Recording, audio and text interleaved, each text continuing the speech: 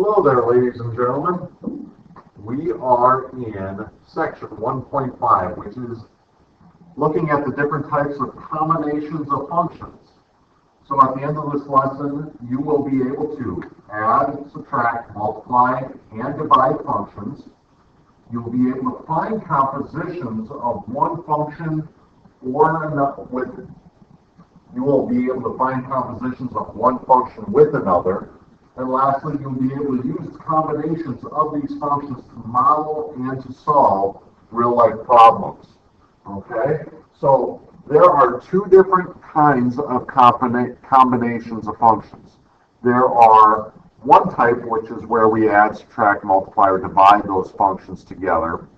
And then there's a second type, a special type, which is called a composition. And we'll go over both here today. So first, let's talk about function notation. All right?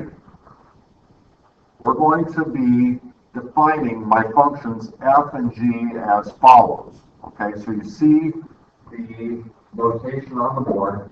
I want you to take a minute to discuss what this means with some other people in your class.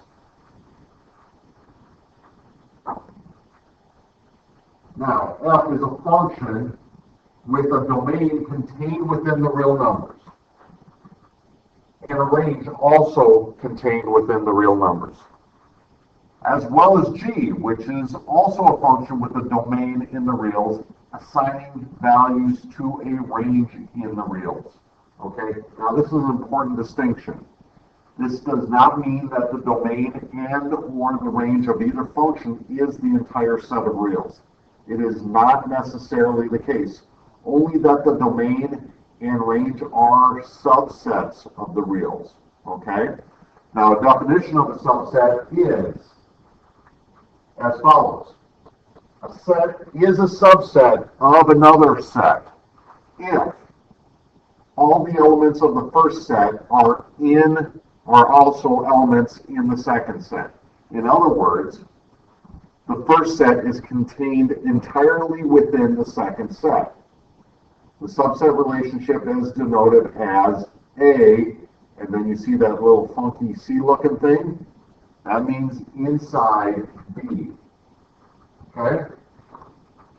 Now, let's talk sum, difference, product, and quotient of functions. If I have a sum of functions, sum of two functions, f and g, I write it like this. Okay, when I see that, I know it means this. Okay, this is how I define the sum of two functions. Similarly, the difference of two functions, the product of two functions, and the quotient of two functions.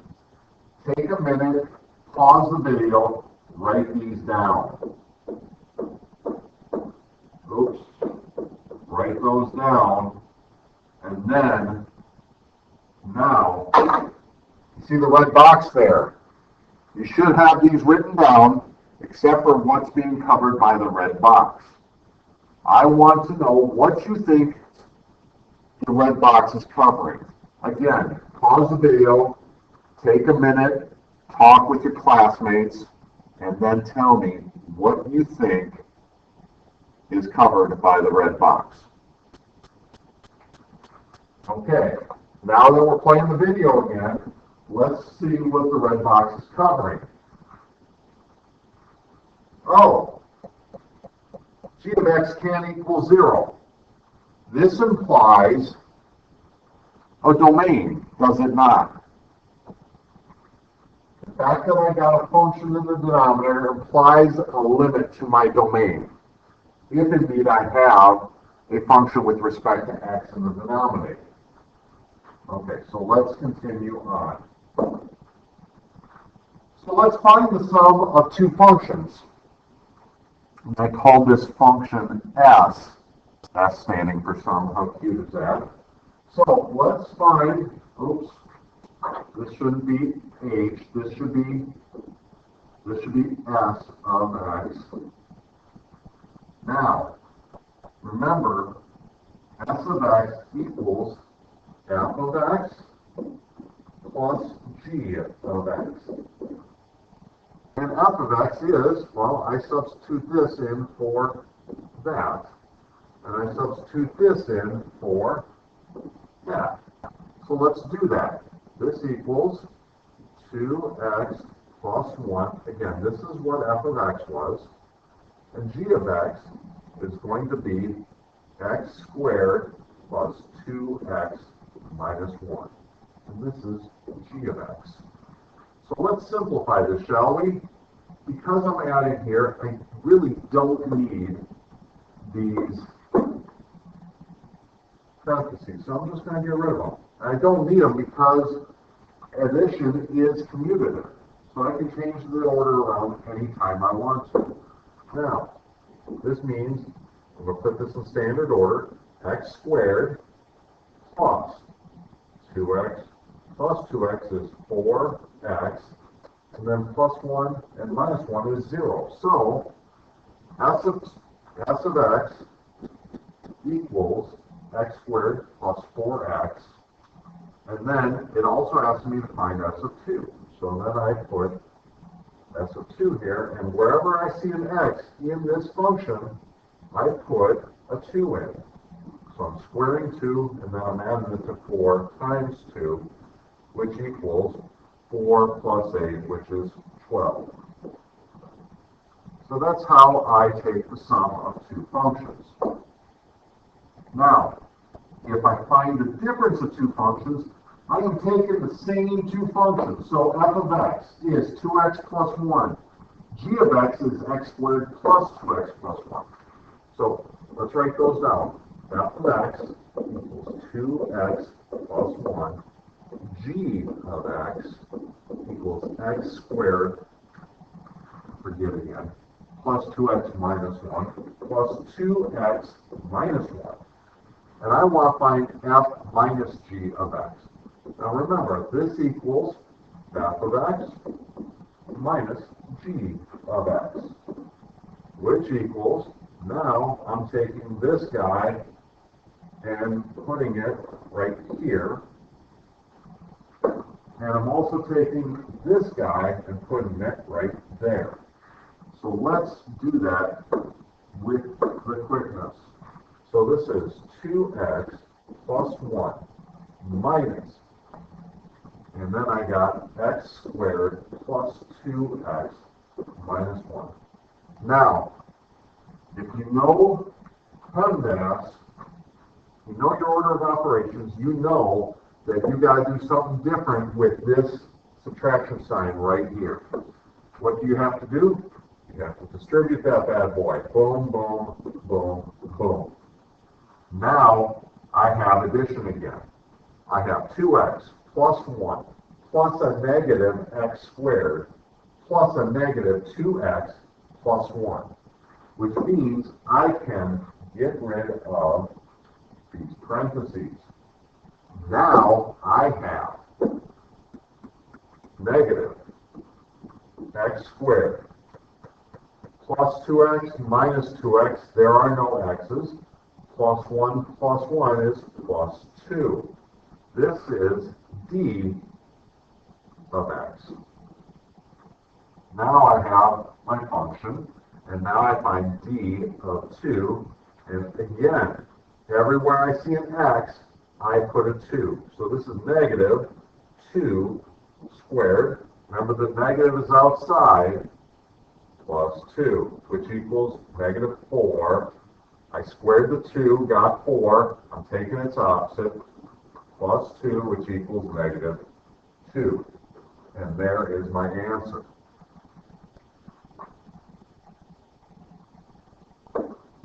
Now, let's take the same two functions. F of x equals 2x plus 1. And g of x equals x squared plus 2x minus 1. Is that right? Oops. Yep, that's right. Okay. Now, p of x, the product of these two functions, is fg of x which equals f of x times g of x, which equals, again, taking this guy and putting it into that guy. So this is 2x plus 1. Why did I put parentheses around f this time? It's because I am doing this. I am multiplying the whole thing by x squared plus 2x minus 1. That is where that came from. Now, I gotta distribute when I multiply. So 2x times x squared, that's 2x cubed, plus 4, plus, let me do that better. That was 2x cubed, plus 4x squared, minus 2x, plus x squared, plus 2x minus 1. And I get 2x cubed plus 5x squared minus 1. These guys cancel out, yes? This is p of x. And p of 2 equals, and now I take 2 and I put it everywhere I see an x.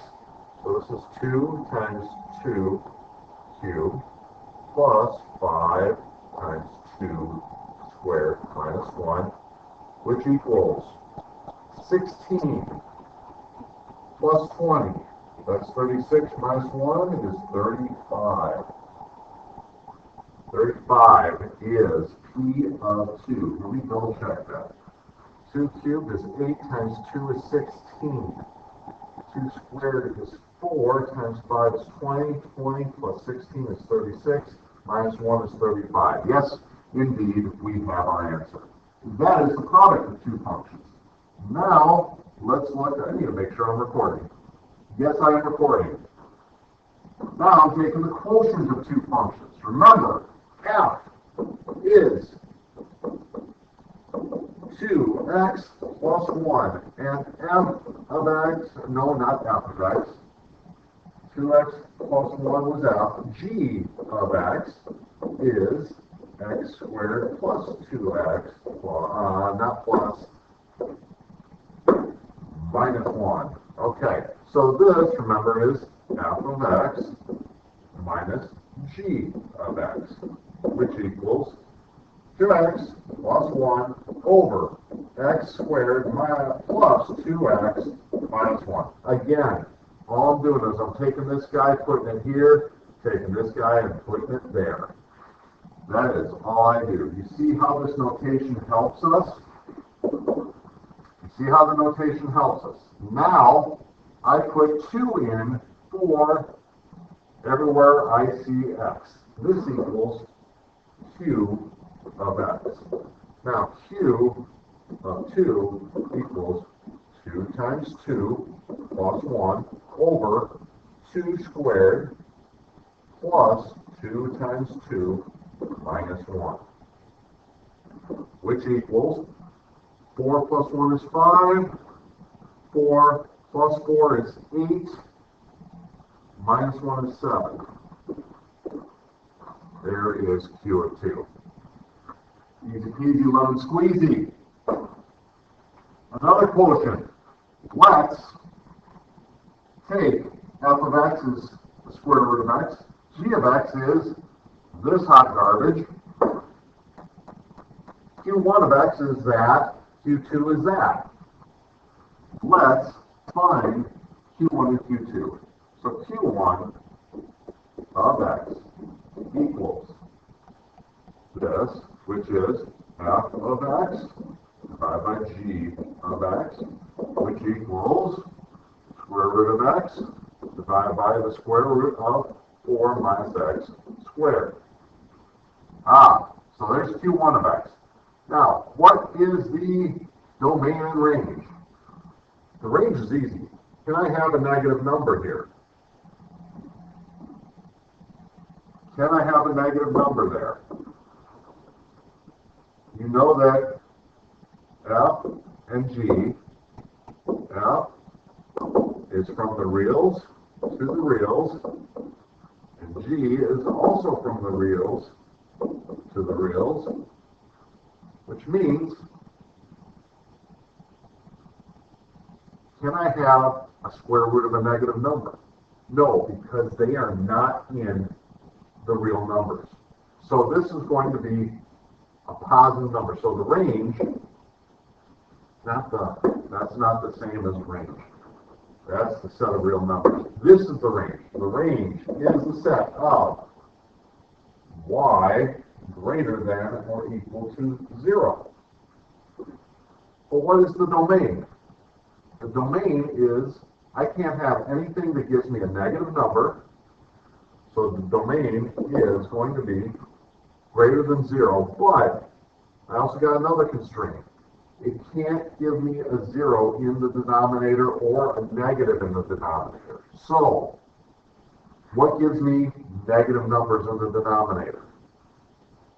Anything bigger than 2 and smaller than negative 2. So, my domain is going to be x is less than or equal to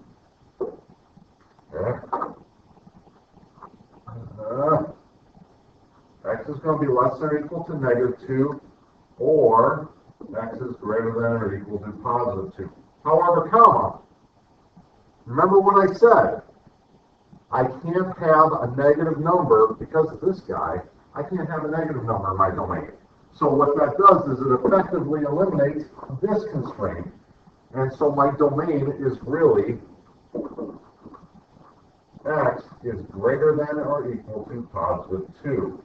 So you've got to be very careful and very aware of what your definitions are when you do this. Now, let's look at Q2 of the x, which is g divided by f. So Q2 of x equals the square root of 4 minus x squared over the square root of x. That is my function. What is my range? Same thing as before, right? I can't have anything greater than, I can't have anything negative. I cannot have anything negative.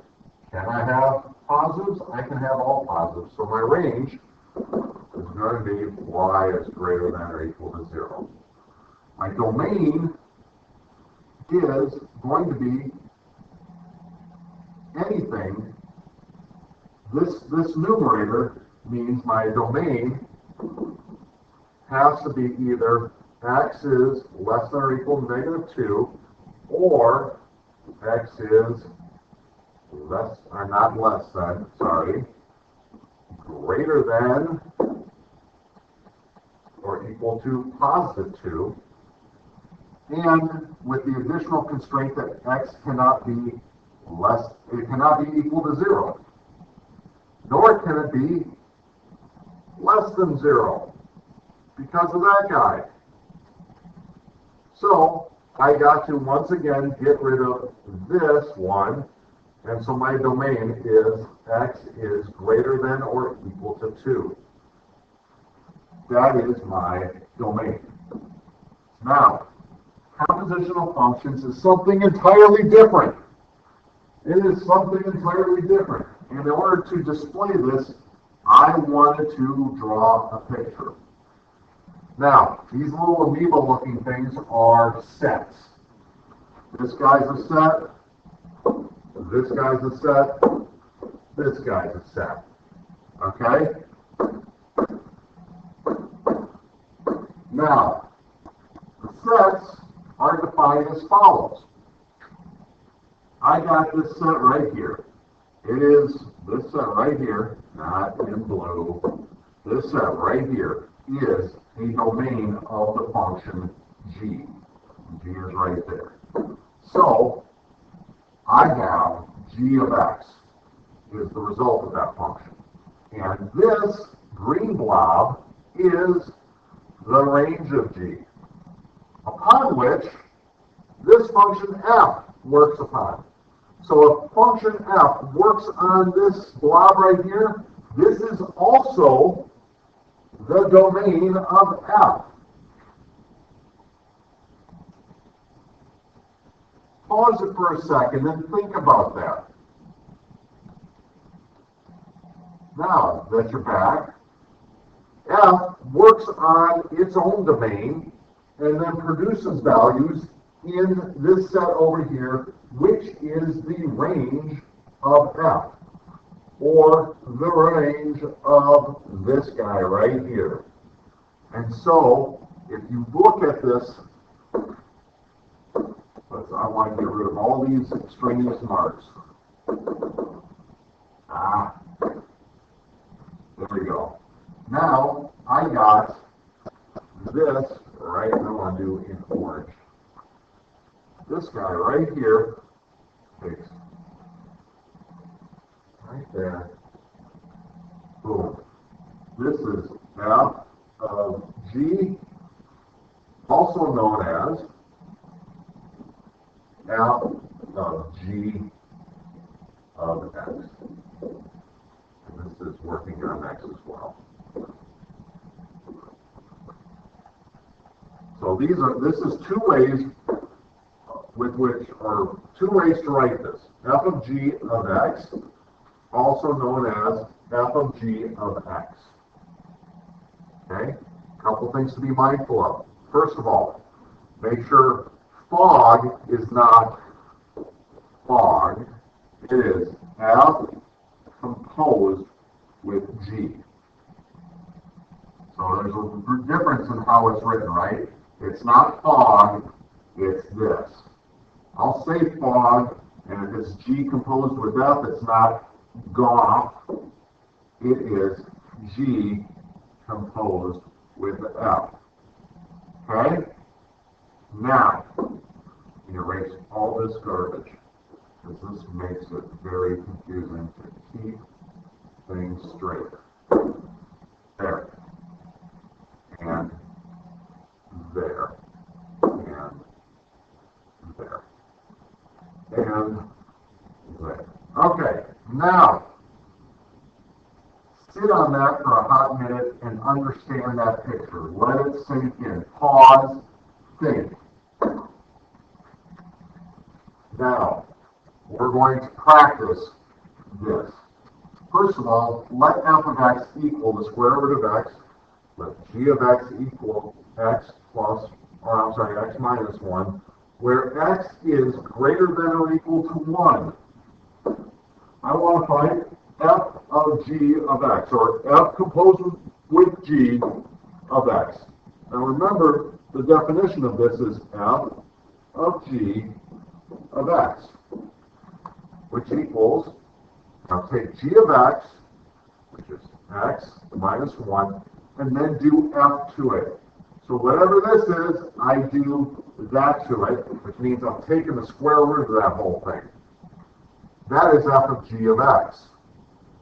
Now, if I do f of g of 2, well, that is simply, now wherever I see an x, I put 2, and I go 2 minus 1. This is the square root of 1, which is 1. Remember, it's a function, so I assume the positive value, right? Now, f of g of 0. Where I see x, I put 0. 0 minus 1. Uh-oh. Uh-oh. This equals the square root of negative 1. Remember, our definitions of f and g were f is defined from the reals to the reals. And g is also defined as the real numbers to the real numbers. Meaning, this is not possible. It takes something in the real, 0 is a real number, but it assigns it to a value that is not in the real number. This is not possible. Because it produces a number that is not in our range.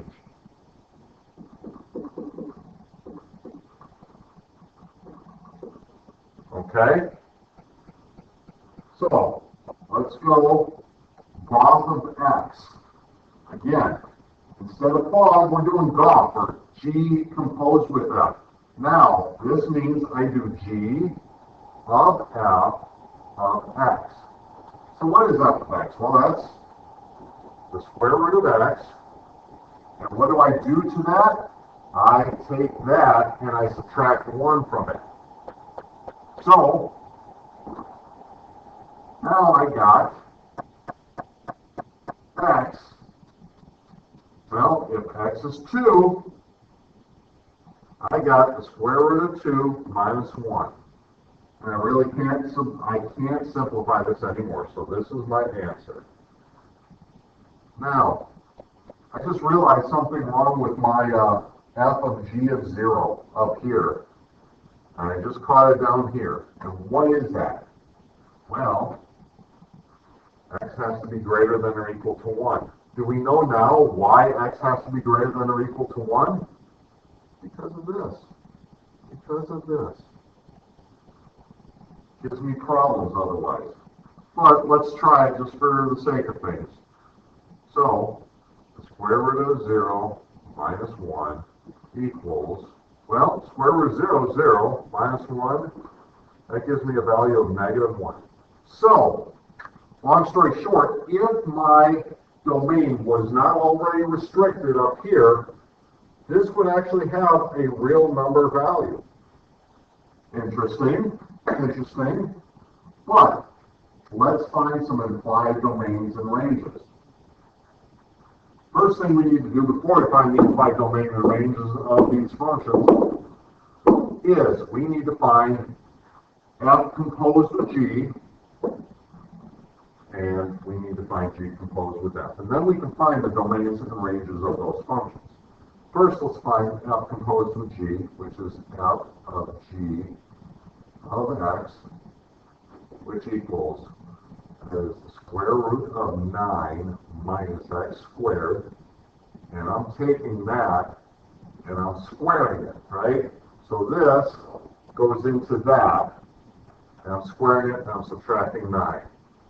So the square root of this squared is just 9 minus x squared minus 9.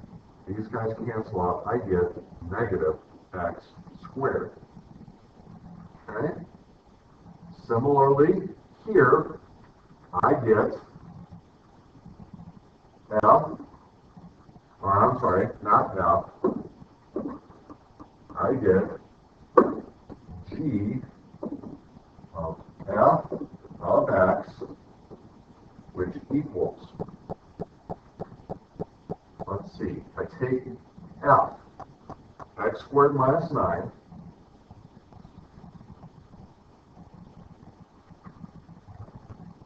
let's see now, x squared minus 9, and I'm taking that, let's see, I'm stopping to think, g of f of x. So I take f of x, which is x squared minus 9, I put it everywhere in g of x where I see an x. So now I'm taking that, I'm squaring it, and I'm subtracting it from 9. Okay? So this equals the square root of 9 minus, and I got to expand this out, that is x to the 4th minus 18x squared plus 81. And I'm subtracting it, so I do the distributing of the negative. Boom, boom, boom, boom. And now I got the square root of negative x squared plus 18x. Oh, I'm sorry, that's not x squared. That is x to the, bear with me, x to the 4 plus 18x squared. And then negative 81 plus 9 gives me negative 72. And you're taking the square root of all that hot garbage. Okay? Now, let's think about what the domain, so I'm going to erase, I'm going to simplify these. This one right here, give me a second, now that we've done that. I'm going to say equals negative x squared. I'm just taking this answer here and bringing it up, okay? And then I'm going to take this answer right here and bring it up here. That way I have more room to write, okay? So, let me do that. I got right here. So, space to the right equals negative x to the 4th plus 18x squared minus 72. How do you like them apples? There you go. And then that. All right. Now, let's talk domain of this guy first. So, the domain. What can I do this to? Well, I can do it to any number in the real numbers. So the domain is x's in the set of real numbers. That is the domain of f composed with g. The range of this is, well, any number that I put into this, the part that I circled, produces a positive number, and then I take the opposite of it. So my range is going to be y is less than or equal to 0. Now, if I do this one's some hot garbage. The best way to do this one is to graph it. So let's take a second and graph this one, shall we? Let's take a second to graph this one. No. New blank graph. And so we're going to say y equals square root of negative x to the 4th minus, was it minus? Was it minus? It was plus 18x squared plus 18x squared. Oops. No, I don't want that. I want 4 right there. I want to get rid of that. Okay. That. Oh man, I'm not liking this.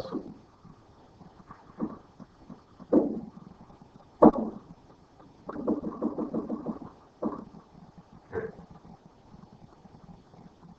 Let's see if it can plus. There we go. 18x squared minus 72. Look at that. That is our function. Now look at how it has a very limited domain and range. You see that? Why do you think it does that? Why do you think it does that?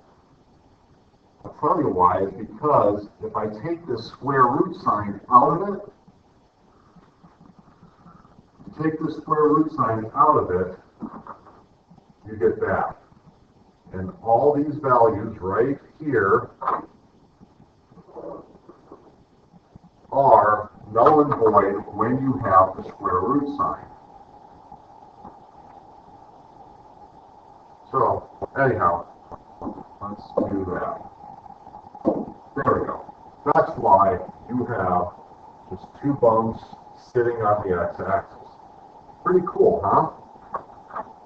Alright, so let's go back to we're not going to write that down, but you know how to do it now. Alright, so, we talked about inverse functions a little bit, but let's talk about them again.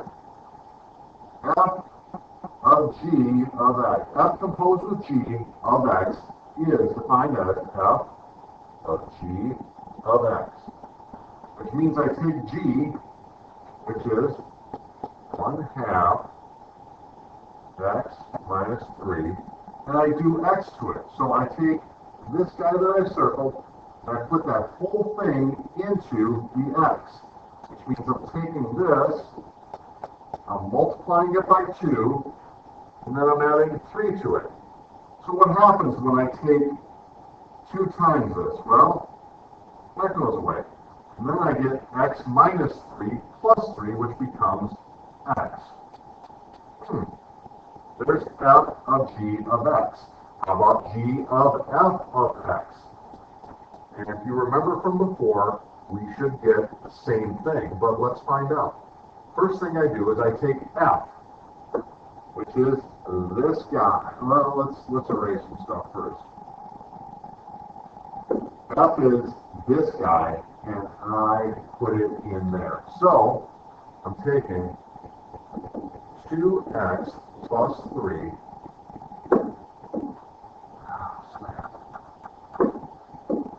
Taking 2x plus 3, and then I am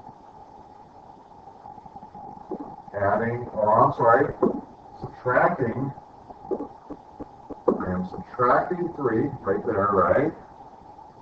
Minus 3, and then multiplying by 1/2. So this equals, well, these guys cancel out, and then this cancels out with that, and I get x.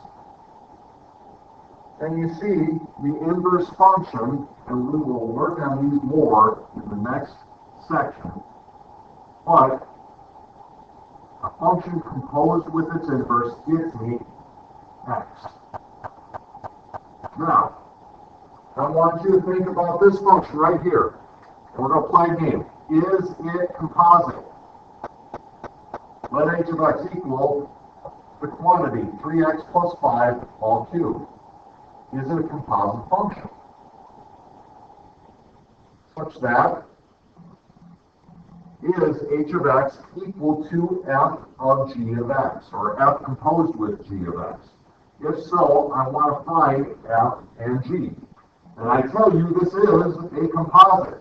Pause the video, think on it, and if you've got it, write it down. You're going to see what I come up with in a hot second. Okay, now that we have done our work, I'm going to tell you f of x equals x cubed. G of x equals 3x plus 5. Now I can say, well, f of g of x, what does that give me? Well, I take g of x, which is 3x plus 5, and what do I do to it? What do I do to this? Well, I throw it into there, and I cube it. So then I take this and cube it. And oh look, what do I get? I get that. And that equals h of x. So yes, this is a composite. H is a composite of two functions. And we've defined them as f of x equals x cubed, and g of x equals 3x plus 5.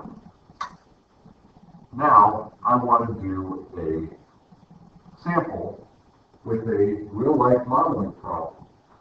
So here, we're modeling the number of bacteria in refrigerated food, which is given by this function, capital N of capital T equals 20 times capital T squared minus 80 times capital T plus 500, where 2 is greater than, that doesn't look right. That does not look right. No, it should be less than or equal to, and less than or equal to, where T is the temperature of the food in degrees Celsius.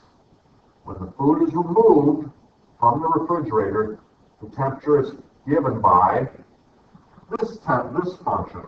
So the temperature is a function of time.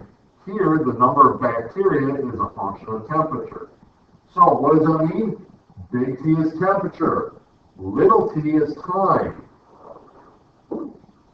They're doing this thing again with the variables to mess you up. Don't let them succeed. Let me fix this over here. This is 2 less than or equal to t less than or equal to 14. And then ignore this, ignore that guy. Ignore that guy. Okay?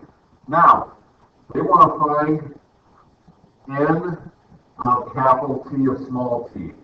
They want the composition function, and they want you to interpret its meaning. Okay, so let's do that.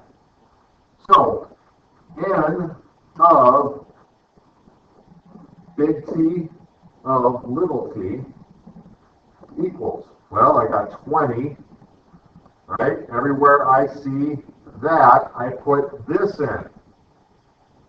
So I got t squared. So this is 4t plus 2 squared minus 80 times the quantity 4t plus 2 plus 500. Now, I'm going to take this thing right here. This thing right here. Except I want, no, I don't want that. What am I doing? I want that thing right there. Group it, and I want to copy it. I'm going to bring it down here. I'm going to paste it. Now, I want to work on this. I want to simplify this. This equals 20 times, and I square this guy. Again, don't do 4t squared, so 16t squared. Don't do 4t squared plus 4. I'll go nuts if you guys do that. Don't do that. This is 20 times, well, 4t times 4t is 16t squared, right? 4t times 2 is 8, plus 8t plus 8t plus 4. I FOILed this. That's what I did. That's how I got that. I FOILed it. Okay? And then I did the square brackets wrong, so I got to do that again. Minus 80 times 4t. That is, let's see, negative 320t. Negative 80 times positive 2 is minus 160 plus 500. Now I combine like, oh, no, I can't do that yet. I got to distribute my 20. 20 times 16 is 320 t squared. 8t and 8t is 16t times 20, that's plus 320t. And then 20 times 4 is plus 80 minus 320t. And then this is, let's see, 500, 440, 340, plus 340.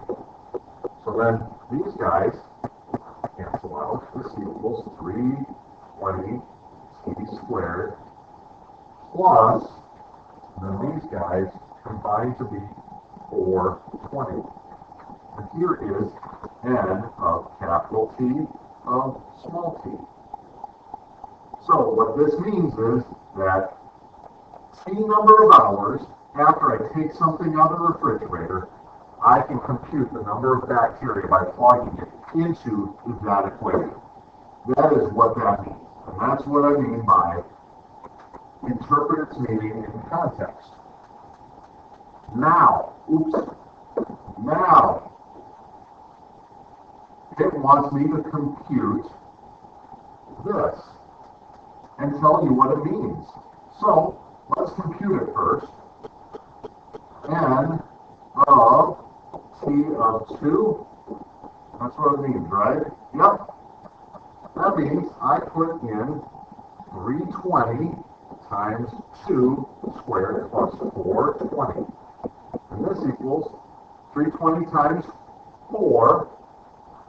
So, that's 12. That's 80, right? So 300 times 4 is 1,280 check my work.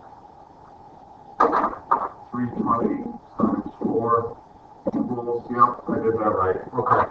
1280 plus 420, which equals, let's see, 0, 0, 1, and 6, 7, 1700. So what this means is that 2 hours after I take something out of the refrigerator, there's going to be 1700 bacteria growing on that. Nasty. Nasty. Now, it asks, when does the population reach 2,000?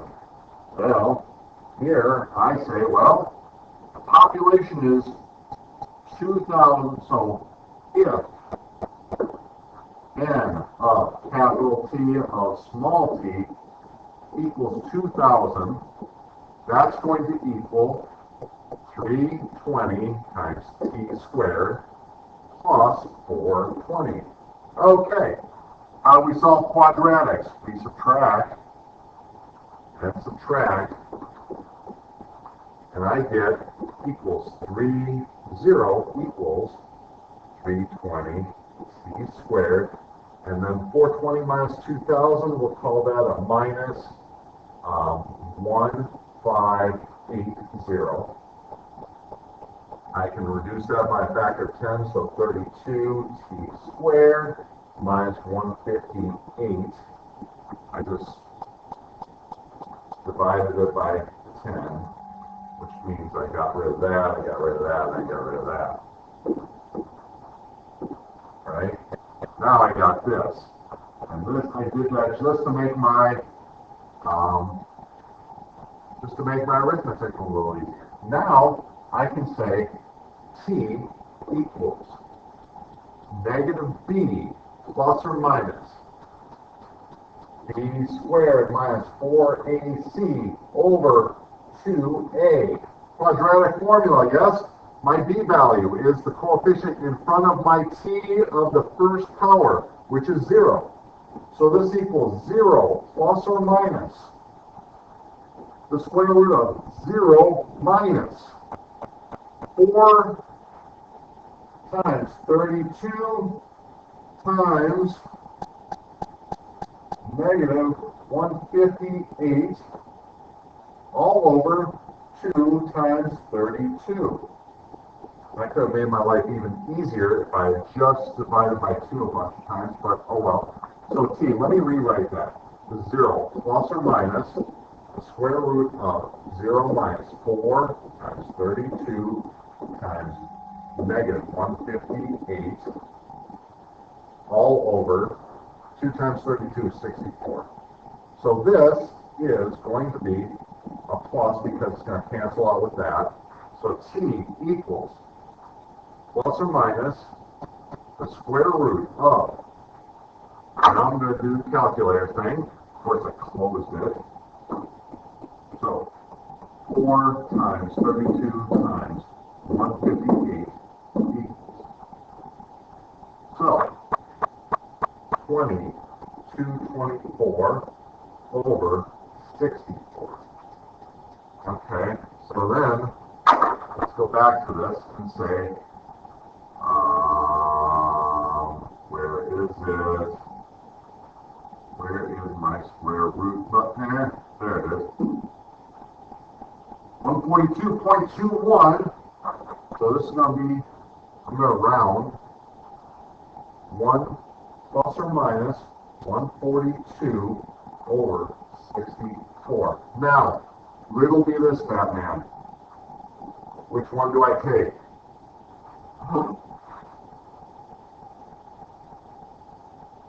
I have to take the positive, right? No.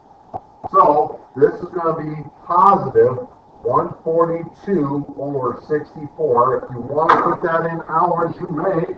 And I say clear 142 divided by 64 equals, and that's 2.23 hours. And there you have your answer. Done and done. And we are done with the lesson.